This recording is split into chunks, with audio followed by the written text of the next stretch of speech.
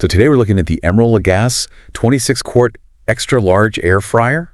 Ooh. Yeah. That's a big one. It's a big one. I mean, 26 quarts, that's like a whole... Thanksgiving turkey. Yeah. Could you fit a whole turkey in there? I don't know. We're going to find out. You're going to try it. That's what this deep dive is all about. Today we've got a ton of reviews and like the specs, all that stuff, but we want to figure out, does it live up to the hype? Yeah. Is it really as great as Emeril says it is? Is it worth it to give up all that counter space? Exactly. Yeah. Because this thing's going to take up some space on your counter. For sure.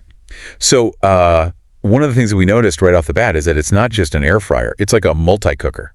Yeah. It's like they took every appliance and crammed it into one. Yeah. They're saying you can bake in it, you can roast, you can toast, slow cook. Even dehydrate? There's like, what, 25 presets or something? Something like that, yeah. Which is kind of crazy. I mean, that's a lot. It is a lot. So let's talk about those presets for a second. Yeah. Like how is the pastry setting different from just using the regular air fryer function? Well, I think the big thing there is temperature control. Okay. Pastries are really delicate. They need a gentler heat. Right. If it's too hot, they'll burn. Exactly. And they'll dry out too. Yeah. So my guess is that the pastry setting uses a lower temperature and maybe a slower fan speed. Ah, okay. So it's more like... Simulates a traditional oven. Gotcha. So it's kind of like a mini convection oven in a way. Exactly. Yeah. That makes sense. That's probably how they get those nice flaky croissants. Ooh, yeah. Now you're talking. I do love a good croissant. Who doesn't? Okay, so another feature that really caught my eye, and this is kind of a personal thing, but the dedicated toast function with the automatic shutoff. Oh, yeah. I am notorious for burning toast. I think we all have those mornings. I get distracted, and then the next thing you know, the smoke alarm is going off. Yeah. So the fact that this thing can like just automatically shut off when the toast is done. Genius. It's like a lifesaver, honestly. Yeah, it takes the human error out of it. Exactly. You set it and forget it. Exactly. Okay, but back to the big thing here. The size? The size, 26 quarts. I mean, what can you actually fit in there? I mean, a lot. Like, give me some examples. Like a 6-pound chicken, no problem. A whole chicken. A 12-inch pizza. Okay. They say you can cook for like 4 to 6 people easily in this thing. Wow, so it's really like an air fryer built for a party? Pretty much, yeah. But with all that space, I do wonder about the air frying part of it. Like, does it actually get things crispy? Well, they do have this dual speed fan. Okay.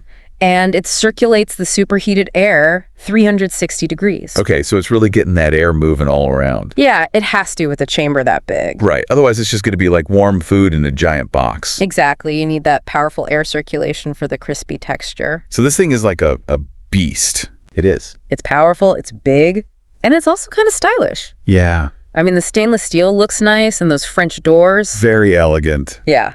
It's definitely not your average air fryer. No, it's not. But let's talk about what people are actually saying about it. Okay. Because we read through a bunch of reviews and they were kind of all over the place. They were mixed. Yeah. Yeah, some people loved it, some people not so much. Yeah. So what were the main pros and cons that you saw? Well, the people who loved it, they talked about how easy it was to use. Okay. How fast it cooked things evenly. Okay. And crispy. And crispy. Yes, that's important. That's like the whole point of an air fryer. Exactly. They were also impressed by how easy it was to clean. Oh, that's good. Which is a big deal with an appliance this size. Yeah, you don't want to be spending hours scrubbing it. No.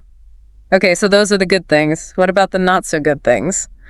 Well, some people said the heat levels were inconsistent. Okay, so maybe some parts were more cooked than others? Yeah, and some people just found the size to be too much. Yeah, it's a big appliance. Yeah, especially if you have a small kitchen. Right. It's going to take up your whole counter. Pretty much. So it seems like there's a trade-off here. Yeah. You gain versatility and capacity, but you might lose some precision and counter space. Exactly. So do you think it's realistic for an appliance to be good at everything?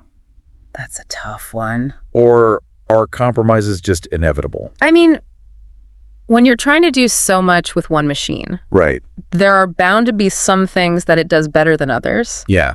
I think the key is for people to really think about what they need. Their priorities. Exactly. If you're mostly cooking for 1 or 2 people, Right. this thing is probably overkill. You don't need a 26-quart air fryer. But if you have a big family or you entertain a lot, Then it might be perfect. yeah, the trade-offs might be worth it. It all comes down to your individual needs and cooking style.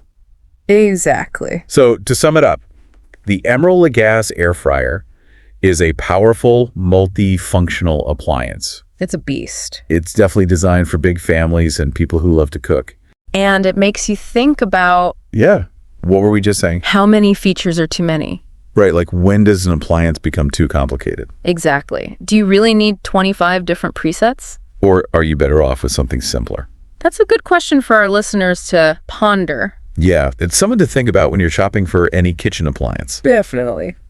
So if you're intrigued by the Emeril Lagasse air fryer, we encourage you to do your research. Read those reviews. Compare it to other models. See if it's the right fit for you. And most importantly, Happy cooking.